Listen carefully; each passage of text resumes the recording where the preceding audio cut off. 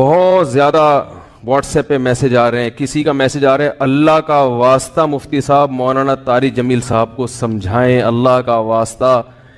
کسی نے میسج بھیجا, میں ان کے بیانات بہت شوق سے سنتا تھا, اب میں ان سے بھی گیا, انہوں نے ایسا بیان دیا ہے کہ اب مجھے ان سے نفرت ہو گئی ہے. کوئی منافق کہہ رہا ہے, کوئی یہودی کہہ رہا ہے, ایسے ایسے برے برے فحش القابات سے نوازا جا رہا ہے کہ الامان والحفیظ. تو میری کوئی اوقات نہیں ہے کہ میں وکیل بن کے کسی کی حمایت یا مخالفت کروں. میں کوئی اتنا بڑا آدمی نہیں ہوں, یہ تو بڑے علماء کا کام ہے. لیکن بڑے علماء ہی کے کہنے پر چند الفاظ, چند گزارشات آپ کے سامنے پیش کر رہا ہوں. آپ کی سمجھ میں آئے مان لیں, نہیں آئے تو میرے خلاف بھی ایک پورا کلپ اور فیس بک پر, کیونکہ ان کی تو پھر بھی اتنی عزت ہے, جب ان کا خیال نہیں کیا تو ہم کس کھیت کی مولی ہیں. مجھے کسی نے آج کہا کہ آپ بھی کچھ بات کریں. میں نے کہا جتنی توپوں کا رخ ان کی طرف ہے نا, اس سے 4 گنا زیادہ توپوں کا رخ میری طرف ہو جائے گا, کیونکہ ان کی تو ایک شخصیت ہے, ایک بڑے بزرگوں میں ان کا شمار ہوتا ہے. ہماری کیا اوقات ان کے سامنے.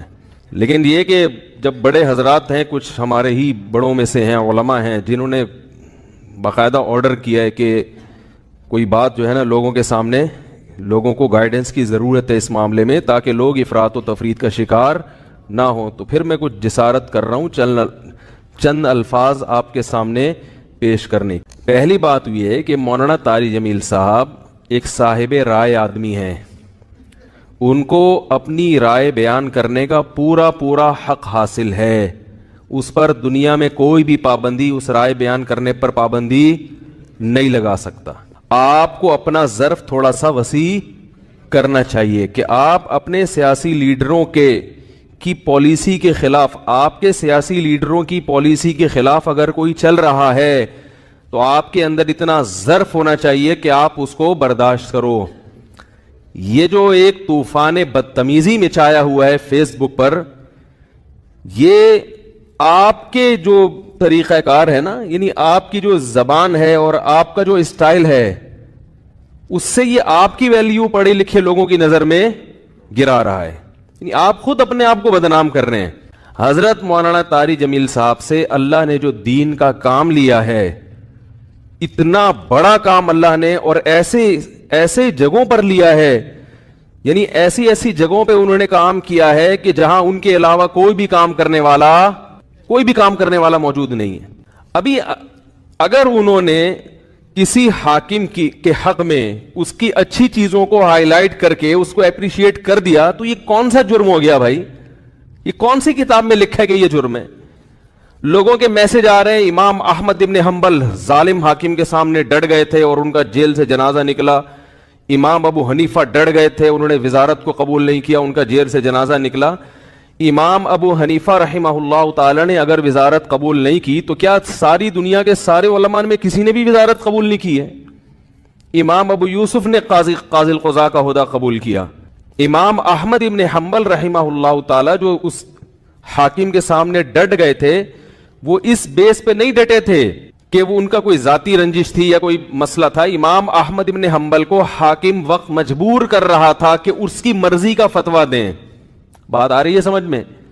اس وقت کا جو خلیفہ تھا اس کی رائے یہ تھی کہ قرآن مجید اللہ کی مخلوق ہے, اللہ کی صفت نہیں ہے. امام احمد ابن حنبل کی رائے یہ تھی کہ قرآن اللہ کی صفت ہے, اور یہی اہل سنت کا عقیدہ تھا. حاکم وقت گن پوائنٹ پہ مجبور کر رہا تھا کہ آپ وہی فتویٰ دیں جو میں دیتا ہوں, کیونکہ لوگ آپ کو سنتے ہیں. اگر کوئی حاکم کسی مفتی کو, کسی عالم کو مجبور کرے کہ جو میں رائے رکھتا ہوں آپ کو اسی پہ فتویٰ دینا پڑے گا, پھر کسی عالم مفتی کے لیے جائز نہیں ہے کہ وہ اپنے فتوے کو حاکم کے کہنے سے تبدیل کرے. یعنی حکومت کی اس قسم کی چاپلوسی کیا ہے؟ بولو نا بھائی, ناجائز ہے. یعنی ایسی چاپلوسی کہ آپ غلط بیانی شروع کر دیں.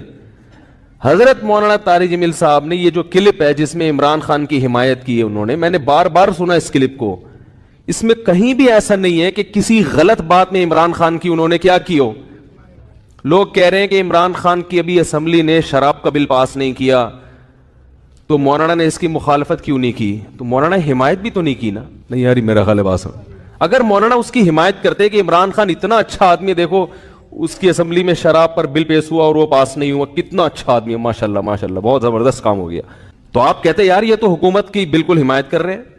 رہا یہ مسئلہ، ممکن ہے آپ یہ کہہ سکتے ہیں، پہلی بات تو میں ایک بات بتا دوں، مولانا طارق جمیل صاحب نے جو عمران خان کی حمایت کی ہے تو یہ پی ٹی آئی کی حمایت نہیں ہے، نہ پی ٹی آئی کی حمایت ہے نہ پی ٹی آئی کی مخالفت ہے. مولانا ان چیزوں میں نہیں پڑتے اور اب تک انہوں نے اپنا دامن ان چیزوں سے بچا کے رکھا ہوا ہے.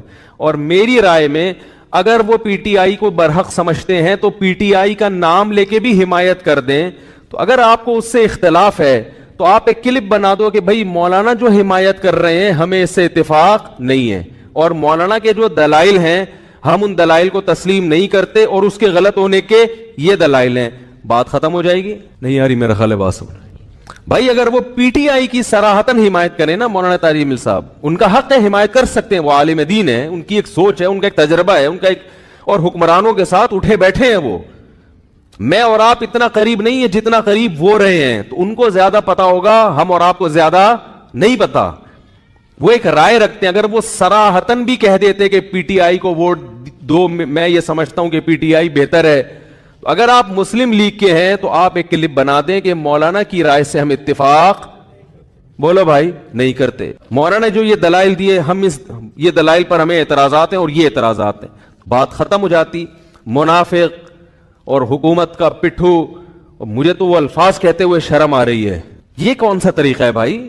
رائے کی آزادی کا ہر ایک کو حق حاصل ہے. تو میں کہتا ہوں اگر وہ صراحتاً بھی حمایت کر دیتے، آپ ان کی مخالفت پر ایک کلپ جاری کر دیتے کہ ہم ان سے اتفاق نہیں کرتے، ختم ہو جاتی بات. جبکہ انہوں نے پی ٹی آئی کی حمایت نہیں کی ہے، انہوں نے عمران خان کی اگر حمایت کی ہے تو اس لیے نہیں کہ وہ پی ٹی آئی کا سربراہ ہے، اس لیے کہ وہ ملک کا سربراہ ہے. بات آ رہی ہے سمجھ میں؟ ملک کا سربراہ کوئی بھی ہو، اسلام اس بارے میں ہمیں ہدایات دیتا ہے کہ ملک کے سربراہ سے لڑ کے، اس کی گالی گلوچ کر کے، اس کی مخالفت کر کے آپ اس سے کام نہیں نکلوا سکتے. اسلام میں حکم ہے ملک کے سربراہ کی اطاعت کا، فرما برداری کا، اس کی تعظیم کا، اس کی عزت اور اس کے احترام کا. ہمارے اکابر کی تاریخ ہے یہ. امام احمد ابن حنبل کا جو حاکم وقت سے جھگڑا ہوا تھا، وہ حاکم نے زبردستی گن پوائنٹ پہ اپنی مرضی کا فتویٰ ان سے اگلوانے کا کہا تھا. یہ زیادتی ہو گئی تھی. اس کے باوجود امام احمد بن حنبل کے پاس لوگ آئے اور انہوں نے کہا کہ ہم، آپ قوم کو جمع کریں، ہم اس حاکم کی ایسی کی تیسی کر دیتے ہیں. آپ تاریخ اٹھا کے دیکھیں، امام احمد بن حنبل نے اس کام سے لوگوں کو منع کیا. تو مولانا طارق جمیل صاحب نے جو عمران خان کی حمایت کی، عمران خان جو اچھے کام کر رہا ہے مولانا کی نظر میں، مولانا نے ان اچھے کاموں میں کیا کیا ہے؟ لوگوں کو ترغیب دی ہے کہ اس میں عمران خان کا ساتھ دیں. اور میں بھی یہی کہتا ہوں، اور صرف عمران خان کے بارے میں نہیں کہتا. اگر نواز شریف کی حکومت ہوتی اور وہ کچھ اچھے کام کر رہا ہوتا تو میں بھی یہ کہتا کہ اس معاملے میں آپ کس کی حمایت کریں؟ نواز شریف کی حمایت کریں. زرداری بھی اگر کوئی اچھے کام کرے گا تو ہم ببانگے دوہل یہ کہیں گے کہ اس کام میں آپ کس کی حمایت کریں. وہ الگ بات ہے اس بیچارے نے، یعنی اس میں ابھی تک اختلاف ہے کہ کوئی ایسا کام کیا بھی ہے کہ جس کو اچھا کہا جا سکے کہ نہیں، اس میں اختلاف ہے. کچھ کہتے ہیں کہا ہے کیا، کچھ کہتے ہیں نہیں کیا. تو کوئی بھی کرے گا. اس سے پہلے مولانا طارق جمیل صاحب نواز شریف سے بھی ملتے رہے، مسلم لیگ کے صدر سے، اور جتنے بھی سیاسی لوگ آئے ہیں، جتنے بھی حکمران آئے ہیں، مولانا ان کے ساتھ ہمیشہ اچھا سلوک، بولو بھائی، کرتے رہے. کیوں کرتے رہے یہ میں ابھی آ رہا ہوں اس پر، کیونکہ اس کو لوگ کہتے ہیں یہ تو حکومت کے چاپلوسی اور مکھن لگانے والی پالیسی ہے. علماء حق کا تو یہ کردار نہیں ہونا چاہیے. علماء حق کا حکومت کے ساتھ کیا کردار ہونا چاہیے اس پہ میں ابھی آ رہا ہوں. پہلے میں اس بات کو ذرا کلیئر کر دوں کہ مولانا نے پی ٹی آئی کی حمایت نہیں کی ہے، مولانا نے پاکستان کے وزیر اعظم کی حمایت کی ہے. اور اس حمایت کی وجہ کیا ہے؟ آپ کہہ سکتے ہیں اس قسم کی حمایت سابق حکمرانوں میں سے تو کسی کی بھی نہیں کی. تو عمران خان کے کون سے ایسے سرخاب کے پر لگے ہوئے ہیں کہ ایک طرف سیاسی لیڈر اس کو یہودی ایجنٹ کہہ رہے ہیں، ایک طرف اس کو یہ کہہ رہے ہیں، ایک طرف اس کو وہ کہہ رہے ہیں، اور مولانا اس کو کیا کر رہے ہیں؟ حمایت کر رہے ہیں. تو آج تک ٹھیک ہے ملتے رہے ہیں، مگر اس طرح کا کلپ بنا کے باقاعدہ اپریشیٹ تو اب تک کسی کو کیا نہیں. اس کا جواب مولانا نے اپنے کلپ میں दे दिया। अभी फिर मैंने बयान से पहले उनका क्लिप दोबारा सुना है। मौलाना ने कहा है कि यानी पाकिस्तान को मदीना जैसी रियासत बनाऊंगा, ये दावा अब तक किसी वजीर आजम ने नहीं किया। उन्होंने वजह बयान कर दी, भाई इतना जबरदस्त दावा किया है कि मैं मदीना जैसी रियासत बनाऊंगा, तो मुझे यह दावा बहुत अच्छा लग रहा है, मेरा दिल चाह रहा है कि मैं क्या करूं, उसकी हिमायत करूं। आप कह सकते हैं कि इमरान खान ने यह झूठा दावा किया है, तो भाई अगर आपकी राय के झूठा दावा किया है तो आप हिमायत ना करें। क्या हो गया भाई अगर आप ये समझते हो कि झूठा किया है तो आप हिमायत ना करें। और अगर एक आदमी समझता है कि वो ये इस दावे में मुखलिस है, अब इस दावे में वो कितना पूरा उतरता है नहीं उतरता वो एक अलग बहस है। मौलाना की राय है कि भाई वो इस दावे में क्या है, मुखलिस है, तो वो हिमायत कर रहे हैं। आप समझते हैं कि मुखलिस नहीं है, मुनाफिक है, तो आप हिमायत ना करें। आप एक क्लिप बना दें कि ये मौलाना की राय है, हम इस राय से इत्तेफाक नहीं करते, बात खत्म हो गया। मुफ्ती साहब मौलाना तारिक जमील साहब को समझाएं, अल्लाह का वास्ता। किसी ने मैसेज भेजा, मैं उनके बयानात बहुत शौक से सुनता था, अब मैं उनसे भी गया, उन्होंने ऐसा बयान दिया है कि अब मुझे उनसे नफरत हो गई है। कोई मुनाफिक कह रहा है, कोई यहूदी कह रहा है, ऐसे ऐसे बुरे बुरे फुहुश अलकाबात से नवाजा जा रहा है कि अल अमान वल हफीज। तो मेरी कोई औकात नहीं है कि मैं वकील बन के किसी की हिमायत या मुखालफत करूं, मैं कोई इतना बड़ा आदमी नहीं हूं, ये तो बड़े उलमा का काम है। लेकिन बड़े उलमा ही के कहने पर चंद अल्फाज, चंद गुजारिशात आपके सामने पेश कर रहा हूं। आपकी समझ में आए मान लें, नहीं आए तो मेरे खिलाफ भी एक पूरा क्लिप और फेसबुक पर, क्योंकि उनकी तो फिर भी इतनी इज्जत है, जब उनका ख्याल नहीं किया तो हम किस खेत की मूली हैं। मुझे किसी ने आज कहा कि आप भी कुछ बात करें, मैंने कहा जितनी तोपों का रुख उनकी तरफ है ना, उससे 4 गुना ज्यादा तोपों का रुख मेरी तरफ हो जाएगा, क्योंकि उनकी तो एक शख्सियत है, एक बड़े बुजुर्गों में उनका शुमार होता है, हमारी क्या औकात उनके सामने। लेकिन ये कि जब बड़े हजरात हैं, कुछ हमारे ही बड़ों में से हैं, उलमा हैं, जिन्होंने बाकायदा ऑर्डर किया है कि कोई बात जो है ना लोगों के सामने, लोगों को गाइडेंस की ज़रूरत है इस मामले में, ताकि लोग इफरात व तफरीद का शिकार ना हो, तो फिर मैं कुछ जिसारत कर रहा हूँ चंद अल्फाज आपके सामने पेश करने। पहली बात यह है कि मौलाना तारिक जमील साहब एक साहिब राय आदमी हैं, उनको अपनी राय बयान करने का पूरा पूरा हक हासिल है, उस पर दुनिया में कोई भी पाबंदी, उस राय बयान करने पर पाबंदी नहीं लगा सकता। आपको अपना ज़र्फ थोड़ा सा वसी करना चाहिए कि आप अपने सियासी लीडरों की पॉलिसी के खिलाफ, आपके सियासी लीडरों की पॉलिसी के खिलाफ अगर कोई चल रहा है तो आपके अंदर इतना ज़र्फ होना चाहिए कि आप उसको बर्दाश्त करो। एकदम से थोड़ी इंसान तक आके खड़ा हो जाएगा। बंदर ने इर्तिका किया ना भाई, एक नस्ल बंदर की अगली है जो इंसान के थोड़ा करीब है, उसकी आधी दो में आधी अभी बाकी है। एक अगली नस्ल होनी चाहिए करोड़ों की तादाद में, जिसकी 1/4 रह गई, अभी वो इर्तिका से तय कर रही है। ये क्या बात है कि यार बंदर ने जंप मार के एकदम वसीम और गफ्फार भाई बन गए, वो एकदम हमारे जैसा इंसान, बीच की सारी अरबों खरबों नस्लें अचानक मार्केट से शार्ट हो गई। ये नहीं हो सकता भाई। मुझे एक बात बताओ, मैं इसको ज्यादा नहीं, अभी इस पे मैं ज्यादा बात करता, इस पर मेरे बहुत लंबे लंबे बयानात हैं डार्विन की थ्योरी पे, बिल्कुल 100% बकवास की है, डार्विन ने झूठ बोला है। वो किसी की बातों में आके खुदा के इनकार मत करो। लेकिन थोड़ा सा मैं इसको, ताकि आगे मेरा टॉपिक फिर इसी पे चले आगे। आप किसी लोहे को रख दो ना, खरबों साल में एक तलवार नहीं बनेगा वो, खरबों साल में भी। आप मुझे बताओ ये कैसे हो सकता है? अच्छा, कहीं प्लास्टिक और लोहे जमा हो और खरबों साल में कोई रोबोट की शक्ल इख्तियार कर सकते हैं? वो रोबोट ना अपनी आंख से देख सकता है, ना अपने कान से सुन सकता है, तो खरबों साल में एक जानदार रोबोट कैसे तैयार हो गया, जिसके पास सर में देखने वाली आंखें और कानों में सुनने वाली आंखें। एक मिसाल तो मैं हर बयान में देता हूं, ये जो डिजिटल कैमरा है जिससे आप रिकॉर्डिंग कर रहे हैं, ये कैमरा साइंसदानों ने इंसानी आंख को कॉपी किया है। मैंने खुद साइंसदानों से सुना है कि ये इजाद नहीं है, ये इंसानी आंख की कॉपी है। साइंसदानों ने देखा कि इंसानी आंख कैसे वीडियो बनाती है। मैं जब आपको देख रहा हूं तो आपकी वीडियो, लाइव वीडियो बन रही है मेरी आंखों में। आप जब मुझे देख रहे हैं तो मेरी लाइव वीडियो बन रही है आपके दिमाग में। तो ये कैसे? उन्होंने देखा कि रोशनी की लहरें टकरा के आंखों के पर्दे पे जाती हैं, फिर वो खास किस्म की लहरों में, बरकी लहरों में तब्दील होती हैं, फिर ये अमल रिवर्स होता है। पूरा यही काम क्या किया उन्होंने डिजिटल कैमरे में। 100% कॉपी है इंसानी आंख की, इजाद नहीं है, कॉपी है ये। انسانی آنکھ کیسے دیکھتی ہے، اس عمل کو کاپی کر کے کیا بنایا گیا ہے؟ Digital camera. بھائی بات بتاؤ، یہ جو ڈیجیٹل کیمرہ جو کاپی ہے، جو اوریجنل نہیں ہے، کھربوں سال میں اگر کوئی یہ کہے کہ یہ خود بخود وجود میں آ گیا ایک کیمرہ، مان لو گے آپ؟ صرف اس بیس پہ کہ ہمیں کیمرہ بنانے والا نظر نہیں آ رہا تو ہم فرض کر لیتے ہیں اس طرح سے بنا ہوگا. یہ فرض کرنا ممکن ہوگا؟ آپ بولو گے بھائی کسی نے بنایا ہے، اگرچہ بنانے والا مجھے نہیں پتا کون ہے لیکن ہے. یہ خود بخود نہیں بن سکتا. جو کاپی ہے خود نہیں بن سکتی، جو اوریجنل ہے وہ خود کیسے بن گیا؟ یار بھائی ان لوگوں کو سمجھ میں نہیں آ رہا بھائی. مجھے آپ لوگ کے چہروں سے لگ رہا ہے کہ آپ کی سمجھ میں نہیں آ رہا بھائی. تو مجھے ایک بات بتاؤ کہ جب یہ کاپی خود بخود نہیں بن سکتی تو جو سائنٹسٹ، جو اس زمانے کے بڑے پڑھے لکھے سائنسدان ہیں، انہوں نے ہزاروں سال جا کے اب کاپی کرنا سیکھا ہے. بڑا ٹائم لگا ہے وہ بھی کاپی کرنے میں. تو جو اوریجنل ہے وہ اتفاق سے کیسے وجود میں آ گیا؟ اور اوریجنل جس میٹیریل سے بنا ہے وہ بڑا خطرناک میٹیریل ہے، وہ بہت عجیب چیز ہے. ماں کے پیٹ میں بچے کی آنکھ میں، بچے کے دماغ میں کیمرے فٹ ہوتے ہیں. ہم جو یہ ڈیجیٹل کیمرہ بناتے ہیں، پلاسٹک گلاسز، ان کو ایڈجسٹ سائنسدان کر رہے ہیں نا، مختلف قسم کے اسکیل استعمال کر کے. تھوڑی سی سیٹنگ آؤٹ ہو گئی گلاسز کی، 2 کے 4 نظر آنا شروع.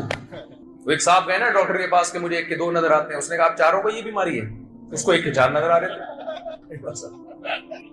تھوڑی سی ایڈجسٹمنٹ دائیں بائیں ہو گئی تو سارا سیٹ اپ. اور یہ ڈیجیٹل کیمرے جو ہماری آنکھ میں، یہ ایک بھی نہیں ہے، 2 ہیں. 2 کیمرے ہوتے ہیں تو ان کو ایک خاص ترتیب سے ایڈجسٹ کیا جاتا ہے، ورنہ ساری سیٹنگ آؤٹ. یہ ایک کیمرہ ہے اور وہ کیا ہے جو ادھر لگے ہوئے ہیں، 2 کیمرے ہیں. یہ کیمرے بنتے کیسے ہیں؟ ماں کے رحم میں ایک معمولی سا قطرہ، قرآن کہہ رہا ہے قرار مکین، ایک مضبوط ٹھکانہ دیتے ہیں ہم اس کو. پھر ماں کھاتی ہے روٹی، چاول، غلطی سے میں نے غلط کہہ دیا، برگر، پیزا، ڈبل روٹی، اور بھی مٹھائیاں، جو بھی آج کل اوٹ پٹانگ چیزیں کھائی جا رہی ہیں، یہ ساری چیزیں ماں کھاتی ہے. اور ان تمام چیزوں سے بچے کی آنکھ، ناک، کان، دل، دماغ، جگر، یہ ساری چیزیں بن رہی ہیں. اور ڈینٹنگ پینٹنگ کا کام ماں کے پیٹ میں ہو رہا ہے. ہر چیزیں اپنی اپنی جگہ پہ. جیسے ہیڈ لائٹ ہوتی ہے نا، جب جہاں شو روم میں، جہاں ورک شاپ میں گاڑیاں بن رہی ہوتی ہیں تو سارے میکینک لگے ہوئے ہوتے ہیں نا اپنے کام پہ. کوئی ہیڈ لائٹ لا کے ادھر ٹھوک رہا ہے، کوئی دروازہ ادھر لا کے ٹھوک رہا ہے. اندر ماں کے پیٹ میں وہ ساری چیزیں ڈینٹنگ پینٹنگ کا کام ہو رہا ہے. اور جناب 9 مہینے میں بچہ بن کے اسٹرکچر تیار. اور کمال کی بات یہ، ادھر بچہ دنیا میں آیا، اب جس روٹی سے بچے کی آنکھ، ناک، کان کی گروتھ ہو رہی تھی، اسی روٹی سے فوراً ایک بالکل نئی چیز بننا شروع، اس کو ہم دودھ کہتے ہیں. دودھ بننا شروع ہو گیا، ماں کی چھاتیوں میں پہنچنا شروع ہو گیا.